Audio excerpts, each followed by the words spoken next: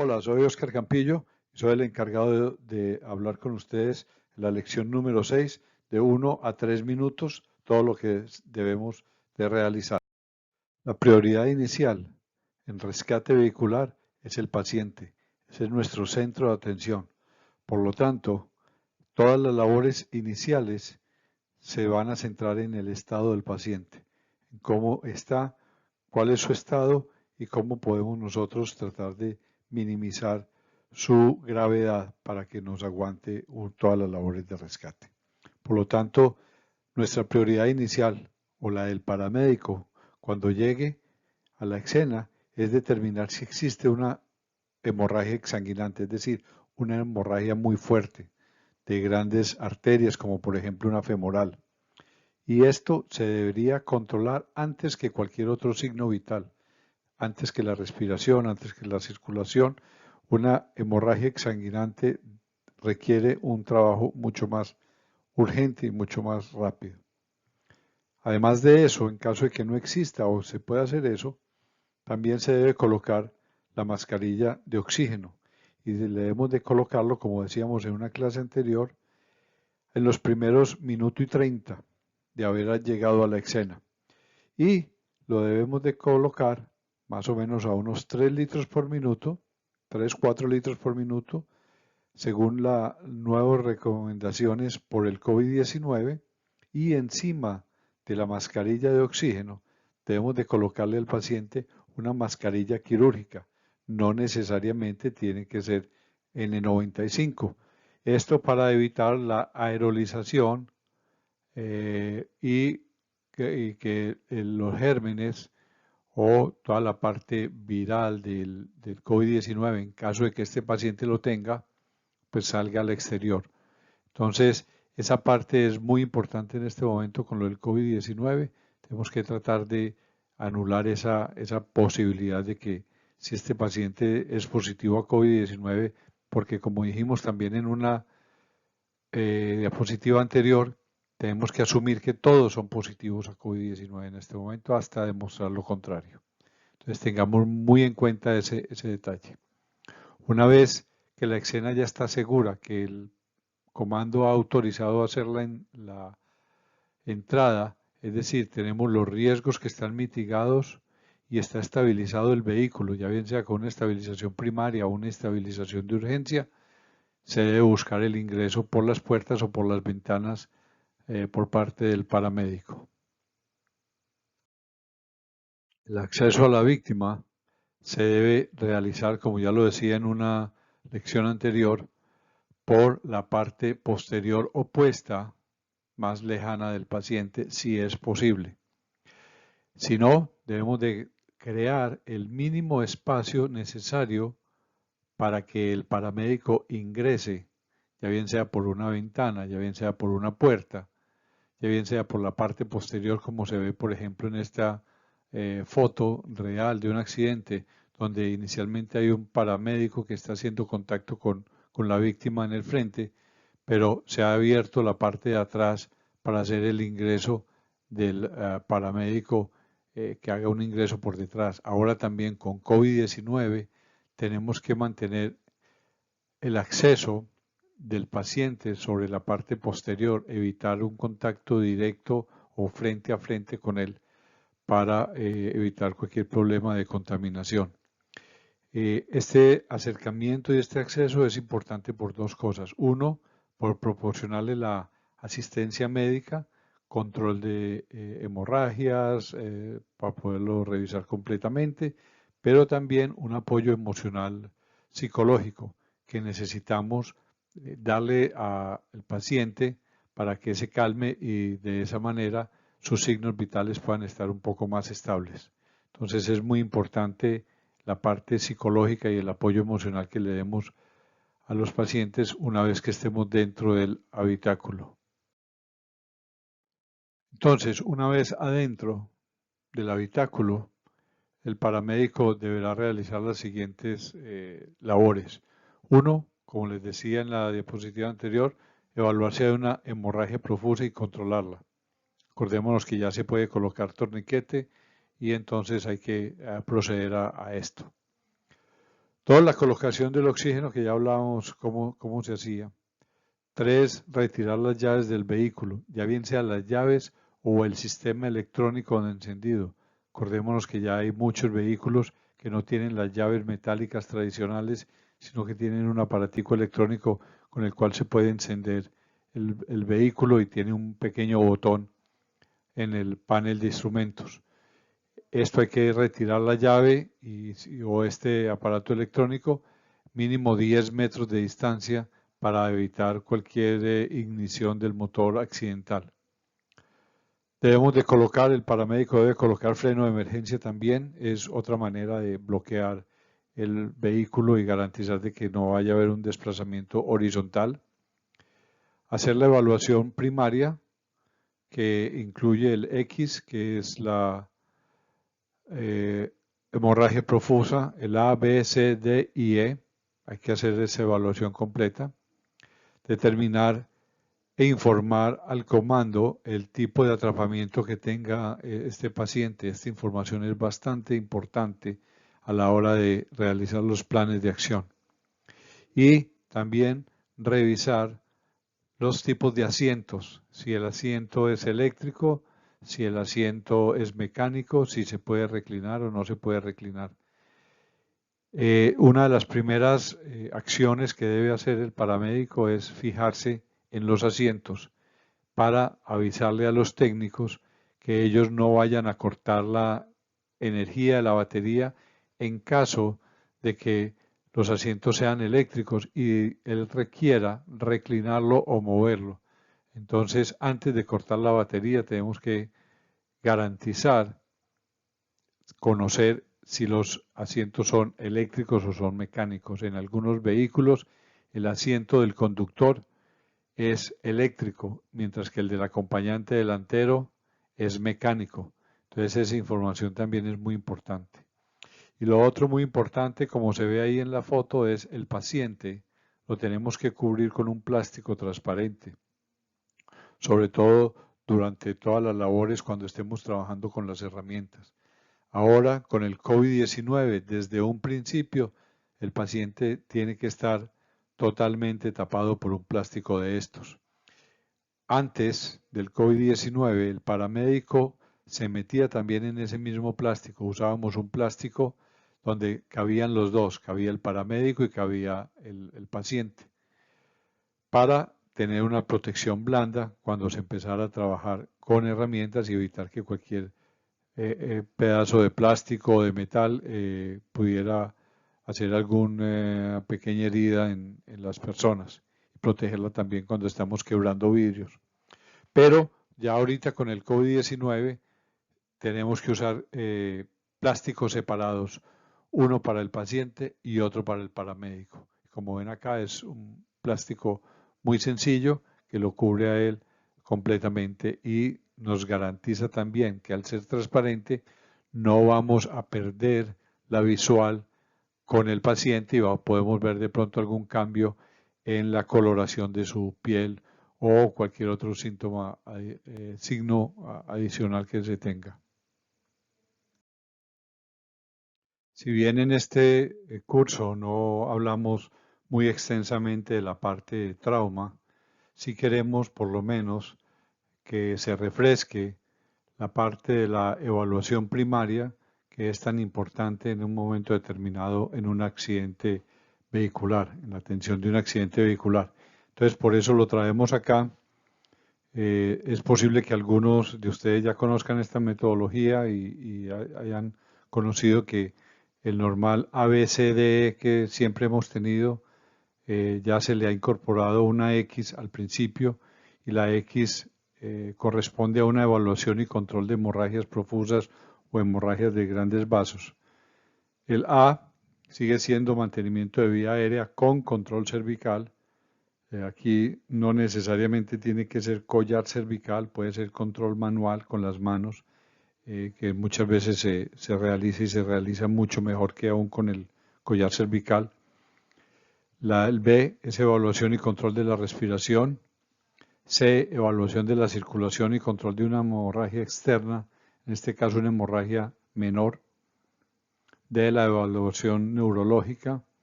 y exponer las lesiones. Entonces, esta evaluación primaria es importante porque nos va a garantizar a nosotros lograr tener la mayor cantidad de información posible sobre el estado del paciente. Entonces, de esa forma, tanto el paramédico como también el comando va a tener una real información y va a saber qué tan rápido se va a tener que mover, qué tan rápido van a tener que ser sus planes para garantizar que esta persona pueda salir bien de esta situación. Aparte de todas estas labores del paramédico, en este periodo de 1 a 3 minutos, el comando va a estar coordinando todas las diferentes acciones que se estén realizando. Va a controlar que los riesgos sí hayan sido controlados, sí hayan sido mitigados, que se esté realizando la estabilización, ya bien sea una de urgencia o una primaria, que se esté organizando el sitio donde van a quedar las herramientas, va a estar recibiendo la información del paramédico acerca del paciente, va a estar mirando él qué tipo de propulsión del vehículo tiene, va a estar mirando las posibles vías de extracción, va a estar mirando las deformaciones del vehículo para saber si con los equipos que tiene, en cuanto a herramientas hidráulicas, manuales y a la experiencia y la destreza que tenga su equipo técnico, qué planes de acción va a poder realizar. Entonces, todos estos son los indicadores que tiene que ir estudiando en ese periodo tan corto de, digamos, 2 minutos, el comando para que pueda desarrollar ya todo su plan de trabajo. Por lo tanto, un buen comando es aquel que tiene una gran visión, que tiene una gran capacidad de asimilación de todos estos indicadores que le permitan en tan poco tiempo tomar la decisión más apropiada para ver cómo va a desarrollar el rescate. Al igual que los paramédicos y el comando, los técnicos también tienen una gran cantidad de labores que realizar en estos 2 minutos. Deberán estar mitigando y controlando todos los riesgos, todos los peligros, desconectando la batería, si se puede desconectar y si se debe. Acordémonos que si se desconecta la batería y los vidrios y los seguros son eléctricos, se van a bloquear. Si el asiento del conductor y el pasajero son eléctricos, también se nos van a bloquear. Entonces tenemos que tener esa información antes de pensar en cortar la batería. Lo mismo si es asequible o no a la batería, si tenemos un objeto encima de la tapa del motor, si el vehículo está invertido, apoyado sobre su techo, etcétera, que nos dificulte la llegada a la batería, también tenemos que tener en cuenta eso. Estarán haciendo la estabilización de urgencia o la primaria de acuerdo al tipo de gravedad del paciente. Estarán evaluando los accesos en las puertas, valorando las deformaciones de los vehículos, para ir pensando también en cuáles son las mejores técnicas de acuerdo a las deformaciones que tenga el vehículo, de acuerdo a la posición con que el paciente se encuentre dentro del vehículo, de acuerdo a las herramientas que tengan. Todas estas son decisiones y trabajos simultáneos, no solo individualmente, sino también colectivamente, en que los técnicos tienen que estar trabajando durante estos 2 minutos para luego tener una mayor información y poder seguir procesando los otros trabajos que se van a realizar. A su vez, también el logístico va a tener determinadas labores que realizar. Como lo decíamos antes, el logístico es una persona que tiene que ser muy ágil, tiene que tener muy buen conocimiento técnico y va a tener una gran capacidad de bajar todos los equipos, de bajar todos los accesorios, de tenerlo todo perfectamente organizado en un sitio donde van a quedar las herramientas. Como se ve ahí en la foto, se acostumbra a colocar una manta, un plástico sobre el piso y ahí de forma muy organizada ir teniendo los diferentes elementos que sean fáciles de tomar. También va a estar de acuerdo al plan que él más o menos vea, va a estar conectando las herramientas a la bomba, dependiendo del tipo de bomba también que tenga. Si es una bomba doble, pues va a pensar cuál de las 2 o 3 herramientas va a poder conectar, si va a conectar un separador, si va a conectar un cortador, si va a colocar un RAM telescópico, por ejemplo, porque necesiten hacer un levantamiento de techo. Y todas estas cosas las tiene que tener listas. La bomba la debe prender, que esté caliente y que esté lista para trabajar. Entonces, la labor del logístico también en estos 2 minutos es bastante fuerte y se necesita para que no vaya a haber ningún retraso. Además, pensemos que muchas veces los camiones de bomberos por el tipo de accidente no van a quedar muy cerca o no pueden llegar muy cerca del área del accidente. Entonces, tenemos que tratar de disminuir esa distancia entre el camión de rescate y el área del accidente, colocando nuestro parque de herramientas lo más cerca posible y, como les decía también en unas diapositivas anteriores, sin que interfiera de pronto en la vía de salida del paciente. Entonces, son muchas las labores que se pueden hacer en estos 2 minutos de trabajo. Vamos a mirar ahora lo que son los niveles de atrapamiento. Tenemos un atrapamiento mecánico que es debido a la deformación del vehículo, que no se pueden abrir, por ejemplo, las puertas. No necesariamente la persona que está en su interior va a tener algún tipo de lesión, puede que sean lesiones leves, pero el atrapamiento de él es que las puertas, por ejemplo, no se pueden abrir. Si ustedes han visto lo hermético y lo preciso que es una puerta al cerrar, cualquier pequeña deformación por motivo de un choque o de un impacto va a bloquear esa puerta y va a ser difícil de que la persona pueda salir. Entonces, ese es un atrapamiento mecánico. Es posible que sus lesiones sean leves las de la persona. El atrapamiento físico 1, tipo físico 1, es el atrapamiento debido a sus propias lesiones del paciente, como por ejemplo podría ser una fractura de pelvis, una fractura de fémur, eh, cualquiera de estas heridas, sobre todo a nivel de miembros inferiores, que impedirían que esta persona saliera por sus propios medios del vehículo. Es posible que la puerta esté funcionando y abra completamente, pero él no se va a poder bajar por este tipo de heridas o de lesiones. Entonces este es un tipo físico 1. Entonces tenemos que inmovilizar a esa persona y sacarla de la mejor forma posible. El atrapamiento tipo físico 2 es aquel en que la víctima está físicamente atrapada por uno de sus miembros contra la estructura del vehículo. Por ejemplo, los pies atrapados alrededor de los pedales del vehículo, el antebrazo lado izquierdo en un conductor atrapado entre el poste B y el asiento por un choque lateral, el volante, atrapamiento del volante sobre tórax o sobre abdomen.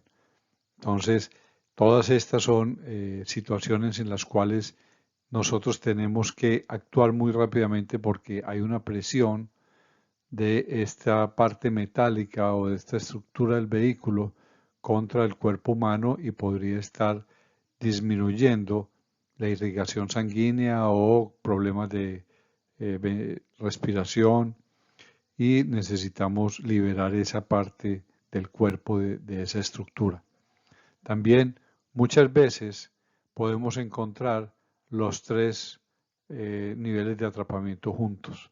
Es decir, tenemos un choque donde las puertas están bloqueadas, entonces tenemos un mecánico, pero a la vez tenemos una lesión de fémur, por ejemplo, que a veces no la vemos muy fácil, pero también a su vez podemos tener un atrapamiento de un brazo, por ejemplo, del paciente contra un poste B, por ejemplo.